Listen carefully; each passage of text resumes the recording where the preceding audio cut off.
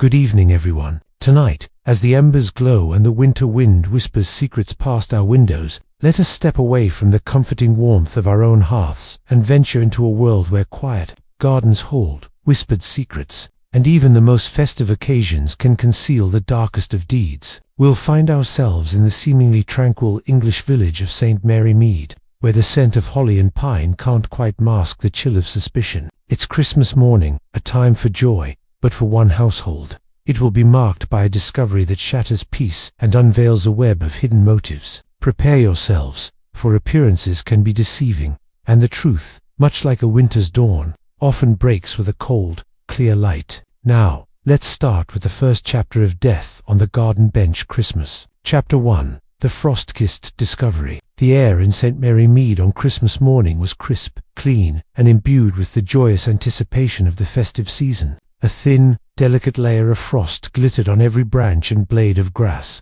transforming the village into a temporary, sparkling wonderland. Carols, somewhat off-key, drifted from the church, blending with the occasional chime of distant bells. In the drawing-room of Laburnum Cottage, Miss Marple, a woman whose gentle demeanour belied a mind as sharp as any needlepoint, was enjoying a quiet cup of tea. Her thoughts drifted from the intricate pattern of her latest knitting project to the simple pleasures of a village Christmas. However, the peaceful tableau was soon to be shattered. Shortly after the carol singing concluded, a breathless young maid from the Willows, the imposing country house just on the outskirts of the village, burst through Mrs. Pollitt's back gate, her face blotchy with tears. The news spread through the village like wildfire, carried on hushed whispers and urgent footfalls. Colonel Arthur Fotheringay, the master of the Willows, had been found dead, not in his comfortable four-poster bed, nor by a blazing fire, but seated upright on a rustic garden bench beneath a snow-dusted hollybush,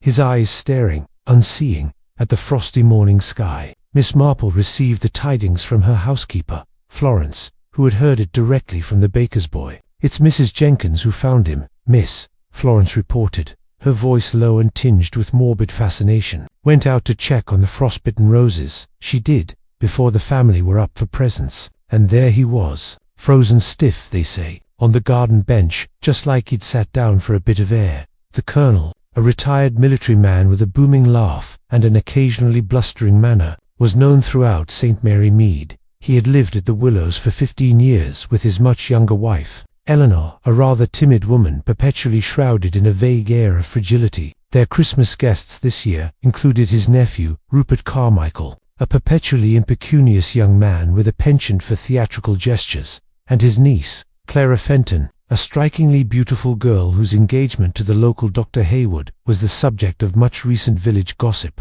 Miss Marple felt a prickle of unease. On a garden bench, Florence, on Christmas morning, with such a bitter frost, it seemed profoundly uncharacteristic of the colonel, who was, for all his bluster, a creature of comfort and warmth. Her mind, already sifting through the details, recalled recent observations: Colonel Fotheringay's slightly ruddy complexion, his hearty appetite, his loud pronouncements of robust health. Yet, there was always something in Eleanor Fotheringay's nervous glances, a flicker of worry in her eyes, that had hinted at an underlying tension. The local constable, a well-meaning but somewhat overwhelmed young man named Higgins, was already at the Willows, trying to maintain order amidst the household's shock and grief. Dr. Haywood, having been called to the scene, had pronounced the colonel unequivocally dead, while a heart attack seemed the most immediate and convenient explanation for a man of his age and temperament.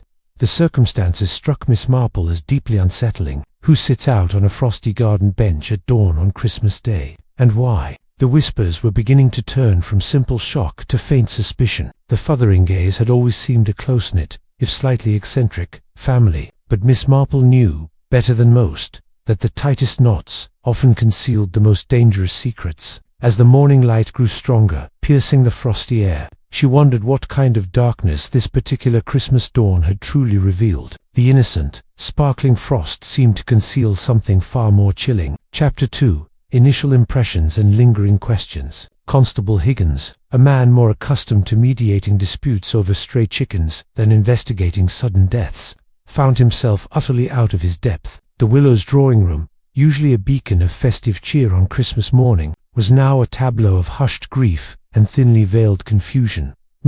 A wisp of a woman, was huddled by the fireplace, her delicate hands trembling as Rupert Carmichael, his usually florid face pale, attempted to offer comfort. Clara Fenton, in stark contrast, sat rigidly, her stunning features composed, though a muscle twitched almost imperceptibly in her jaw.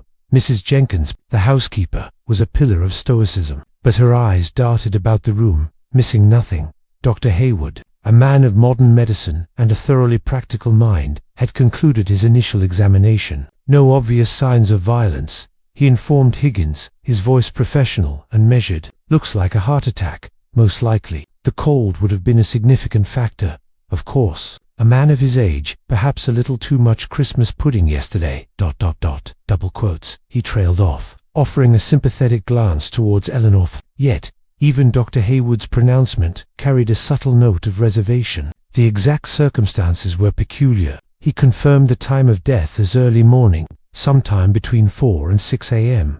The Colonel, by all accounts, was in bed shortly after a celebratory Christmas Eve dinner. What would possess him to venture out into the biting cold of a December dawn, clad only in his dressing gown and slippers, to sit on a frost-covered garden bench? Miss Marple, her intuition already stirring, decided a quiet walk past the willows was in order. She wasn't one for blatant snooping, but a casual stroll often yielded the most unexpected insights. The willows stood grand and silent, the garden frozen in a picturesque stillness. She observed the faint tracks in the snow leading from a side door, presumably the servant's entrance, to the now taped-off garden bench. The tracks were surprisingly distinct, not quite covered by the fresh dusting of frost. As she walked, she recalled the Colonel's robust public persona. He was a man who enjoyed his comforts, his routine. To imagine him voluntarily enduring such a chill seemed contradictory. And then there was Eleanor, so fragile, so dependent. She had always appeared utterly devoted to her husband, yet Miss Marple had occasionally detected a flicker of something else in her eyes, a weariness, perhaps,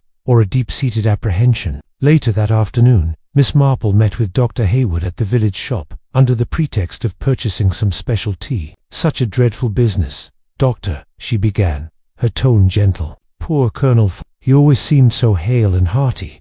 Dr. Hayward sighed. "He certainly presented that way, Miss Marple. A strong constitution, he always boasted. But sometimes, these robust types hide underlying weaknesses. I had been meaning to suggest a thorough check-up after the holidays. His heart, perhaps, was not quite as strong as his will." He paused, then added, almost as an afterthought, "Curious thing though, there was a small, ornate silver locket found tucked into the pocket of his dressing gown. Empty, mind you, but quite old-fashioned. I hadn't known the Colonel to be a sentimental man." Miss Marple's eyes brightened, a fleeting spark. An empty locket. The Colonel was not sentimental, yet he carried such an object. The detail was small, seemingly irrelevant, yet it caught her attention like a burr on a fine woolen shawl. It suggested a hidden facet to the Colonel, a secret life, perhaps, that even his physician hadn't known. The puzzle, she realized, was far more intricate than a simple Christmas heart attack. Chapter 3.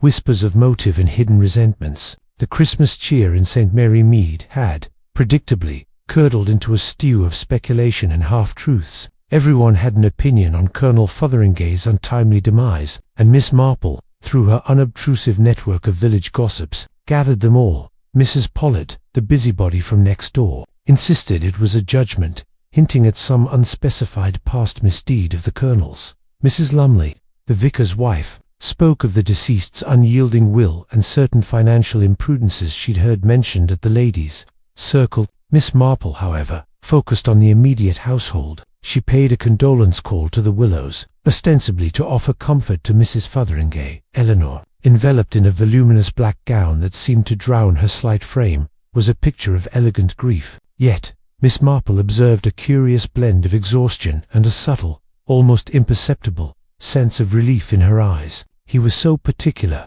Miss Marple," Eleanor murmured, her voice barely a whisper. "Everything had to be just so. My poor Arthur, he worked himself into a state, I fear." Rupert Carmichael, lounging by the window, offered his own dramatic lament. "Poor Uncle Arthur, taken too soon, though, I dare say, he always did live life at 100 miles an hour, and never want to suffer fools gladly.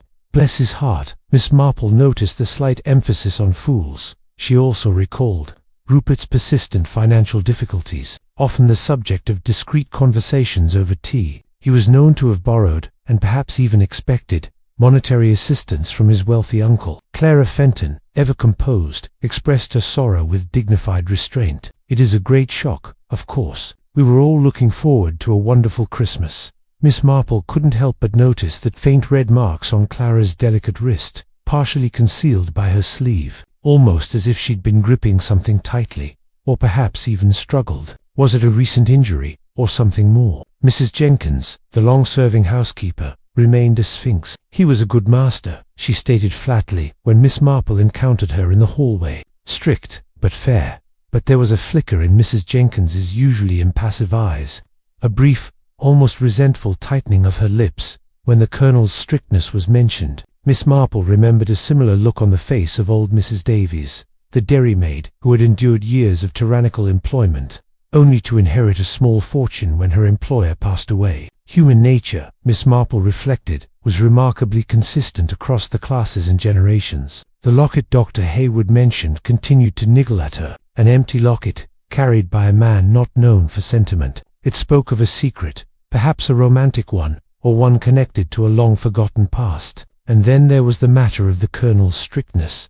Mrs. Pollitt had let slip that the Colonel had been particularly incensed the night before Christmas. A loud argument heard echoing through the frosty air, something about ingratitude and disappointment, Mrs. Pollitt had reported with relish, and a door slamming, a real hullabaloo, just before the peace of Christmas Eve. The revelation of an argument on Christmas Eve, coupled with the locket and the various undertones of resentment, painted a far more complex picture than simple natural causes. Colonel Fotheringay, it seemed, had been more than just a man of routine. He was a man of secrets, and perhaps a man who had made powerful enemies within his own household. Miss Marple knew that sometimes the sharpest resentment could be found simmering just beneath the surface of apparent devotion. Chapter 4. The Question of Inheritance and Shifting Fortunes. The official police investigation had now been handed over to Inspector Craddock, a keen-eyed, but somewhat conventional officer dispatched from the county constabulary. He found himself in the peculiar position of searching for a killer when the initial cause of death was still officially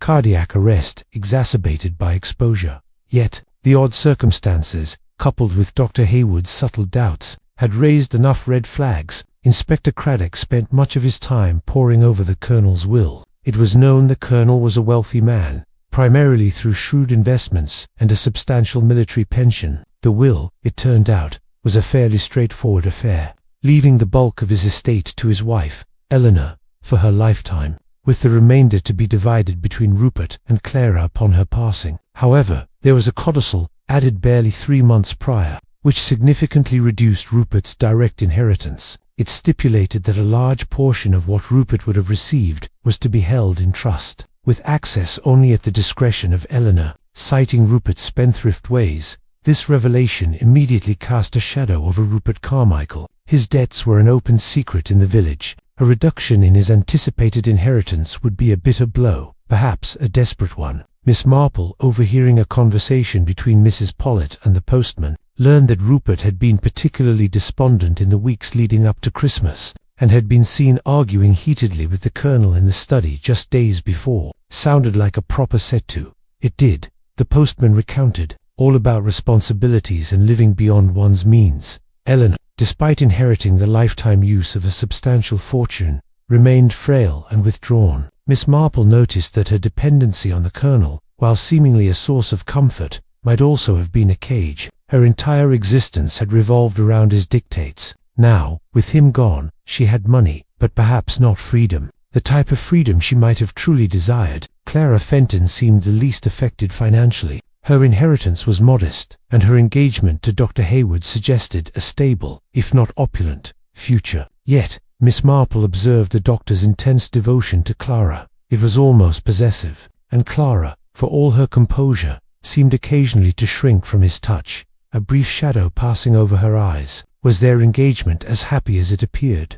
Miss Marple, recalling the Christmas Eve argument, connected it to the Colonel, known for his sudden rages and unyielding opinions, might well have used the festive season as an opportunity to lambast Rupert over his finances, perhaps even threatening further changes to his will. Then there was a detail Mrs. Jenkins mentioned, almost absently, while serving Miss Marple tea during her second condolence visit. The Colonel, he was very particular about his bedtime cocoa. Miss Marple always had it before bed, never missed it, said it helped him sleep, and he always made it himself, mind you, didn't trust anyone else to get it just right. The idea of the Colonel preparing his own bedtime cocoa, a ritual so ingrained, struck Miss Marple as significant. It offered a window of opportunity, a moment of solitude and control that could, perhaps, be exploited. If the Colonel was so particular about his cocoa, what if something had been added to it, something that might not kill immediately, but perhaps incapacitate him, make him vulnerable to the cold, or even induce a heart attack hours later? The possibility, subtle yet insidious, lingered in the crisp Christmas air. Chapter 5. Beneath the surface of affection. Inspector Craddock, despite his methodical approach, found himself increasingly baffled. There were no signs of forced entry, no struggle, no clear indications of poison, and yet, the narrative of a robust man simply freezing to death on a garden bench felt incomplete. He had interviewed the household members repeatedly, each offering carefully curated expressions of sorrow. Yet beneath the veneer, he sensed undercurrents of something less benign. Miss Marple, through her gentle probing and her unparalleled understanding of village life, was piecing together a different narrative. She spoke with Mr. Dobson, the taciturn gardener. While ostensibly admiring his frozen hellebores, Mr. Dobson, a man of few words, grumbled.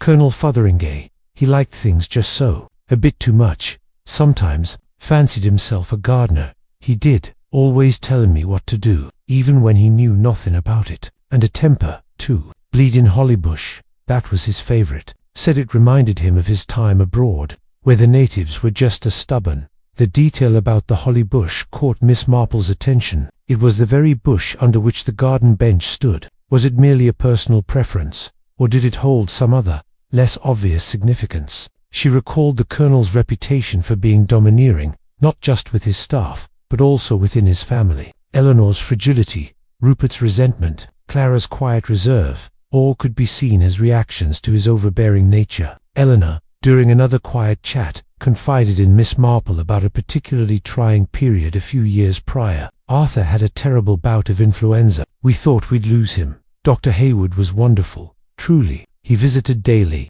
I was so relieved when Arthur recovered, but he was never quite the same after that. More demanding, perhaps, and always insisted on keeping his special supply of tonics in a locked cabinet in his study, where no one else could touch them.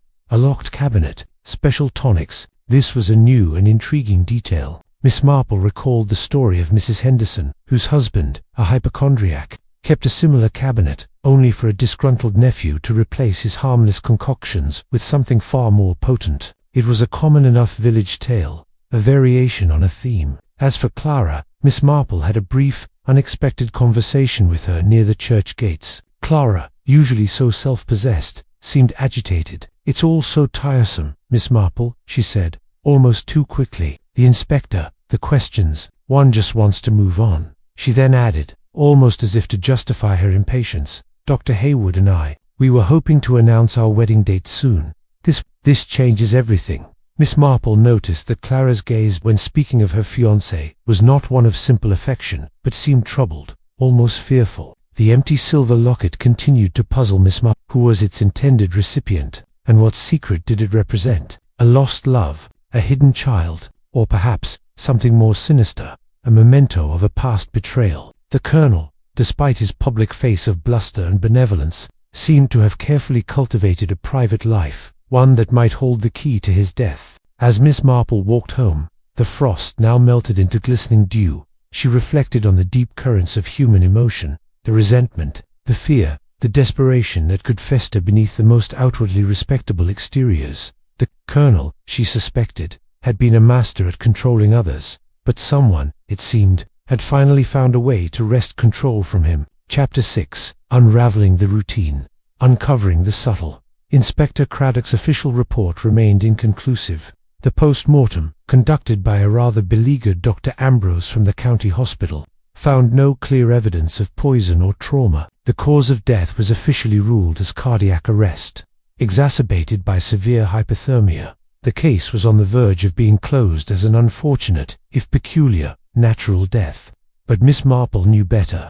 Such tidy explanations rarely fit the messy complexities of human affairs. She revisited the detail of the Colonel's nightly cocoa. He always made it himself. Mrs. Jenkins had said this was key. It limited the number of people who could have tampered with it, or provided an opportunity for the Colonel himself to ingest something inadvertently. Miss Marple recalled Mrs. Jenkins also mentioning a change in the Colonel's Christmas Eve routine. He seemed rather subdued this year. Miss Marple, not his usual boisterous self, and he asked for a special digestive biscuit with his cocoa. Said he felt a bit queasy after dinner. Not like him at all. A digestive biscuit, a common, innocuous item. But the detail about the Colonel feeling queasy was highly uncharacteristic of a man who boasted of an iron constitution. Could the cocoa or the biscuit have been the vector? Miss Marple then turned her attention to the locked cabinet in the Colonel's study, where he kept his special tonics. She discreetly inquired about old prescriptions at the local chemist. Mr. Hemmings, a cautious man, remembered the Colonel frequently filling prescriptions for a mild sedative for his wife, Eleanor, who suffered from nervous complaints, but never for himself. Miss Marple, Mr. Hemmings insisted. Colonel Fotheringay was a man who believed in good, honest fresh air and a brisk walk, not powders and potions for himself. This was intriguing. The tonics were not for him, but for Eleanor. Why would he keep her sedatives under lock and key, unless he controlled her access to them, or perhaps had another, unprescribed use for them himself? Miss Marple's mind wandered to a case in the village of Wishwood, where a domineering husband had controlled his wife's access to her own medication, leading to an accidental overdose that was later discovered to be anything but accidental. She also remembered a recent village fete, where Dr. Hayward had given a rather enthusiastic lecture on various plants and their medicinal, and indeed, toxic properties. He had spoken specifically about certain seeds from a common garden plant, describing how they could, in minute doses, act as a powerful sedative, but in slightly larger quantities could cause respiratory failure or cardiac arrest, often mimicking natural causes. The plant he described was, coincidentally, a rather attractive species often found in well-kept gardens, one that Miss Marple knew grew abundantly at the Willows. The pieces began to align in Miss Marple's mind. A domineering man, a seemingly frail wife, a resentful nephew, a beautiful but troubled niece, a doctor engaged to the niece, and a secretive cabinet, the cocoa, the biscuit, the locked sedatives, the lecture on poisonous plants, and the Colonel's uncharacteristic queasiness all pointed not to a random act of fate, but to a carefully orchestrated, subtle act of murder. The most unsettling detail of all, however, was something Mrs. Jenkins had let slip during her cleaning of the study. The Colonel, he was a creature of habit. Miss Marple always had his small silver dessert spoon with his cocoa, and always left it on the bedside table. But that morning, it wasn't there. Found it in the kitchen sink. It was, and a little brown mark on the handle, just like some chocolate, or perhaps a smudge of earth. A smudge of earth.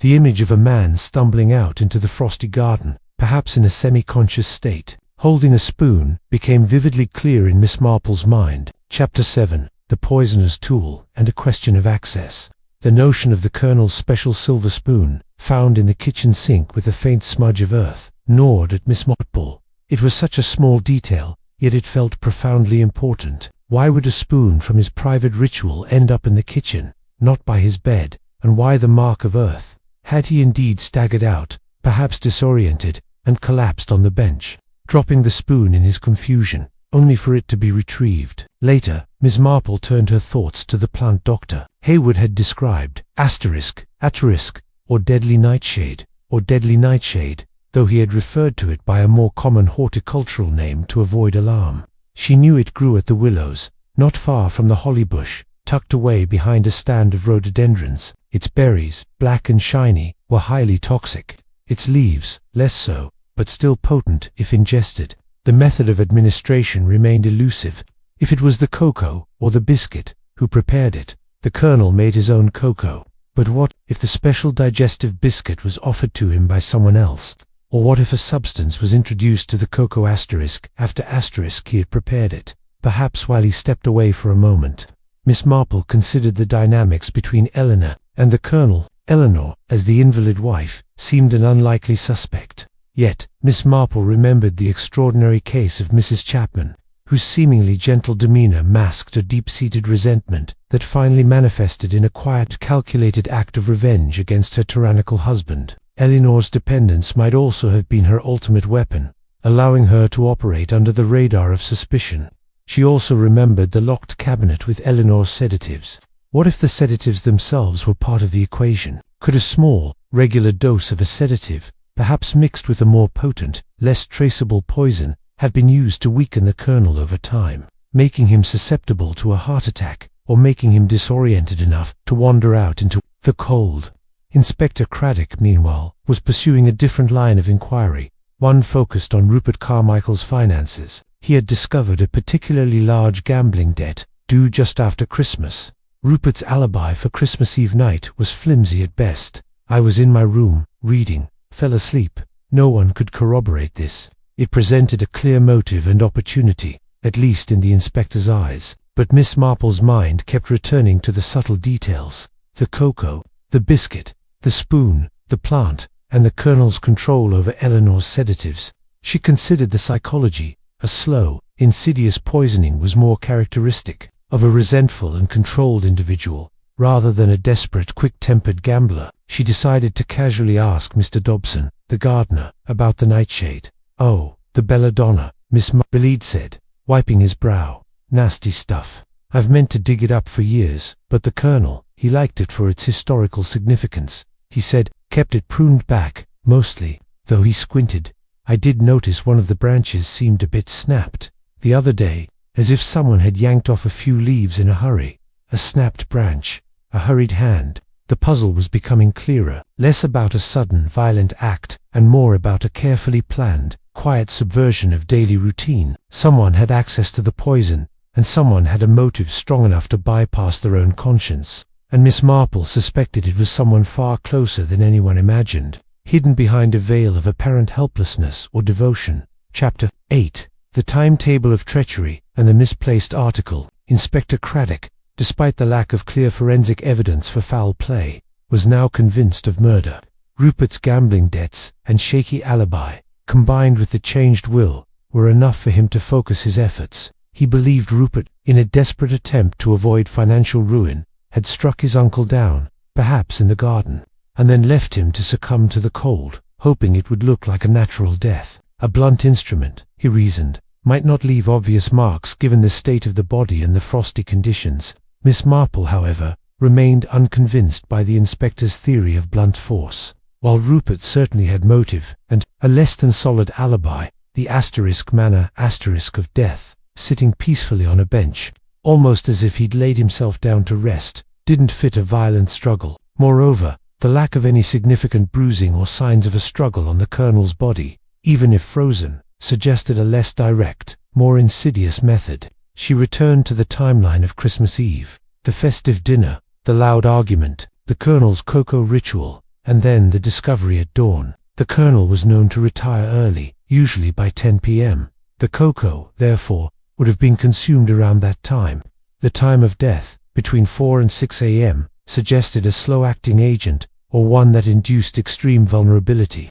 Miss Marple recollected Mrs. Jenkins's account of the colonel's queasiness and his request for a digestive biscuit. She also recalled Dr. Hayward's observation about the empty silver locket found in the colonel's dressing-gown pocket. That locket, old-fashioned and sentimental, felt deeply out of place for the blustering colonel. It hinted at a secret, perhaps one that could be used as leverage. She paid another call to the Willows, ostensibly to return a borrowed recipe book to Eleanor. She noticed a curious detail in the study, a room she had been in before. On the colonel's grand mahogany desk, amidst the ledgers and papers, was a small, intricately embroidered handkerchief, tucked half under a stack of documents. It was clearly a woman's handkerchief, with a delicate E monogrammed in the corner. Eleanor's. Why would it be there, amidst the colonel's strictly ordered papers? "Oh, that," Eleanor said, catching Miss Marple's glance, a slight flush rising to her cheeks. "Arthur must have picked it up. I'm forever misplacing them." Yet Miss Marple detected a flicker of something more in Eleanor's eyes, a nervous glance towards the locked cabinet in the corner of the study. This misplaced handkerchief, Eleanor's monogrammed property, in the colonel's highly private study, raised a fresh wave of questions. It suggested Eleanor had been in the study, perhaps after the Colonel had retired. Was she retrieving something from the cabinet, or placing something there? If the sedatives were kept there, as Mr. Hemmings had confirmed they were for Eleanor, what if they were being used not to calm Eleanor, but to incapacitate the Colonel? Miss Marple remembered Dr. Hayward's lecture on plants and their toxic properties. She recalled how even minute amounts of certain plant extracts, when combined with sedatives, could create a powerful, disorienting effect, lowering body temperature and inducing cardiac distress, especially in the cold. It would appear as a heart attack, perhaps an unfortunate accident due to too much Christmas cheer. The gentle method, the subtle details, the long simmering resentment, and now, the specific opportunity presented by the cocoa ritual and the potential of combining the Colonel's control over Eleanor's medication with the very plants he admired in his garden. The pieces were drawing closer together, forming a pattern that, while still hazy, was increasingly sinister. Chapter 9. The Web Tightens and the Quiet Revelation. The pieces of the puzzle, once scattered and seemingly disparate, were now beginning to interlock with chilling precision in Miss Marple's mind. She had carefully considered all the players: Eleanor, the frail wife; Rupert, the indebted nephew; Clara, the composed niece; Dr. Hayward, her and Mrs. Jenkins, the stoic housekeeper. Each had a potential motive, a shadow of resentment, or an oddity in their behavior. Miss Marple now focused on the mechanism of death, not a blunt force, as Inspector Craddock suspected, but a subtle, almost undetectable poisoning, aided by the environment. The snapped branch of belladonna in the garden, the small, specific dose, the Colonel's routine of making his own cocoa, but also his unusual request for a digestive biscuit after dinner, the locked cabinet of Eleanor's sedatives, under the Colonel's control, and the misplaced monogrammed handkerchief in his study. The final, crucial piece of the puzzle came to Miss Marple during a conversation with Mrs. Jenkins about the Christmas Eve dinner. The Colonel was in such a state after his argument with Mr. Rupert, Miss Marple, Mrs. Jenkins recounted. He left his plate, barely touched, and went into his study. Mrs. Fotheringay, she looked terribly upset, and went after him. She brought him a digestive biscuit later, a special one she'd baked herself, hoping to soothe him. Said he needed something to settle his stomach after all the rich food in the row. A special digestive biscuit, baked by Eleanor, given to the Colonel after his argument with Rupert. This was the moment of opportunity. Eleanor, perhaps feeling trapped and controlled, had found her quiet means of escape. A small amount of belladonna, carefully scraped from the leaves or berries of the garden plant, could have been incorporated into the biscuit, perhaps mixed with a sedative from the locked cabinet. A dose not immediately lethal, but one designed to disorient and weaken. The Colonel, feeling queasy, would have eaten the biscuit. The sedative, perhaps one he unwittingly controlled for his wife, combined with the belladonna, would have induced a deep stupor, disorienting him, lowering his body temperature, and ultimately leading him, perhaps seeking fresh air in his confused state, out onto the frosty garden bench. His heart, already under strain from the toxins, would have given out in the extreme cold. The smudge of earth on the silver spoon found in the sink. Perhaps he'd dropped it after his cocoa and biscuit, and picked it up in his dazed wanderings, only for Eleanor to collect it later, carefully washing it, but missing the tiny trace. The empty locket, a red herring, or perhaps a clue to an earlier secret that was never fully relevant. The genius of the crime lay in its subtlety and its exploitation of the Colonel's own habits and controls. He controlled his wife's sedatives. She used them, in combination with a readily available garden poison, against him. He was a creature of routine. His routine was subtly subverted. His bluster concealed a vulnerable heart. The cold finally broke it. Miss Marple quietly dispatched invitations, not to the police, but to a small tea party at Laburnham Cottage. Eleanor Fotheringay, Rupert Carmichael, Clara Fenton, Dr. Hayward, and Mrs. Jenkins. She would lay out the puzzle gently, piece by careful piece, allowing the truth to emerge, not through accusation, but through undeniable logic. She had seen this pattern before, in countless village dramas, where the meekest often harbored the most potent resentments, and the quietest acts could be the most devastating. Eleanor's quiet desperation, under the Colonel's tyrannical control, had finally found its voice. Chapter 10. The Unveiling of Truth. The atmosphere in Miss Marple's cozy drawing room was charged. Despite the comforting aroma of salon tea and freshly baked shortbread, Eleanor Fotheringay sat hunched, her hands clasped tightly. Rupert shifted nervously, Clara and Dr. Hayward exchanged uneasy glances.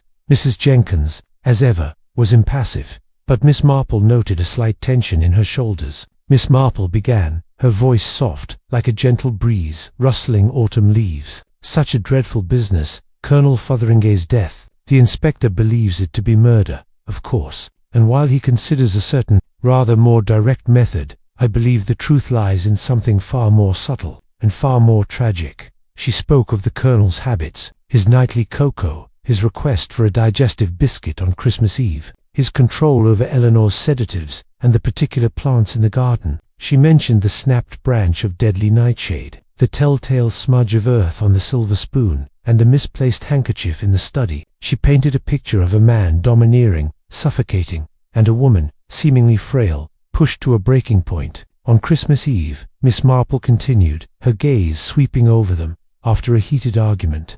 A special digestive biscuit was offered to the Colonel, baked with the intention of settling his stomach. But this biscuit, I believe, contained a small dose of belladonna, mixed with a sedative, a dose not meant to kill instantly, but to disorient, to induce a deep stupor. The Colonel, feeling unwell, perhaps in a daze, wandered out into the garden, seeking air, perhaps confused. The extreme cold, combined with the effect of the poison and sedatives, caused his weakened heart to fail. He simply sat down on his favorite bench, and there he passed away. Eleanor Fotheringay let out a small, strangled gasp. Her eyes, filled with tears, met Miss Marple's. "The person who administered this, I believe," Miss Marple said gently, her voice unwavering, "was someone who had access to the Colonel's cocoa, someone who could bake a special biscuit, someone with intimate knowledge of his routines, and someone who felt utterly trapped by him, someone who knew about the sedatives he kept under lock and key, and the poisonous plants he so admired in his garden."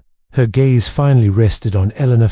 "Mrs. Fotheringay, I believe that handkerchief in the study, and the belladonna branch, and the careful washing of the spoon, speak of a quiet act of desperation. Not malice, perhaps, but the tragic culmination of years of subjugation." Eleanor, her delicate composure finally shattered, buried her face in her hands, her slight frame shaking with sobs. "He wouldn't let me be free," she whispered, her voice barely audible. "He controlled everything. My money, my friends, my very thoughts. I just wanted ...